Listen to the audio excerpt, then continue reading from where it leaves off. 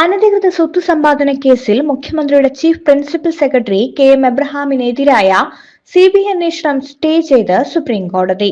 സിബിഐക്കും സംസ്ഥാന സർക്കാരിനും സുപ്രീംകോടതി നോട്ടീസ് അയച്ചു. സിബിഐ അന്വേഷണം ചോദ്യം ചെയ്ത് കെ.എം. എബ്രഹാം നൽകിയ ഹർജിയിലാണ് നോട്ടീസ്. വരുമാനത്തിന്റെ രേഖകൾ ഹാജരാക്കാൻ എന്തുകൊണ്ടാണ് വൈകിയതെന്ന് സുപ്രീംകോടതി ചോദിച്ചു. എന്നാൽ അന്വേഷണ സമയത്ത് വിദേശത്തായിരുന്നുവെന്ന വിശദീകരണമാണ് കെ.എം. എബ്രഹാം നൽകിയത്. സിബിഐ അന്വേഷണത്തിന് മുൻകൂർ പ്രോസിക്യൂഷൻ അനുമതി അനിവാര്യമാണെന്നും കെ.എം. എബ്രഹാം പറഞ്ഞു. ജസ്റ്റിസുമാരായ ദീപാങ്കർ ദത്ത, മൻമോഹൻ എന്നിവരുൾപ്പെട്ട ബെഞ്ചാണ് അപ്പീൽ പരിഗണിച്ചത്.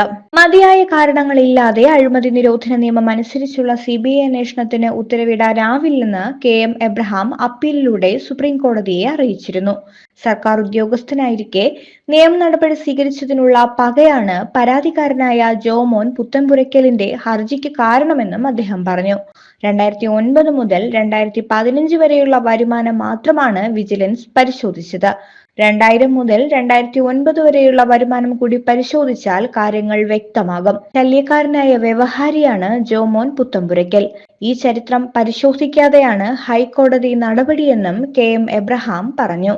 ഹൈക്കോടതിയുടെ ഉത്തരവിന് പിന്നാലെ സിബിഐ കൊച്ചി യൂണിറ്റ് കെ.എം. എബ്രഹാമിനെതിരെ എഫ്ഐആർ രജിസ്റ്റർ ചെയ്തിട്ടുണ്ട്.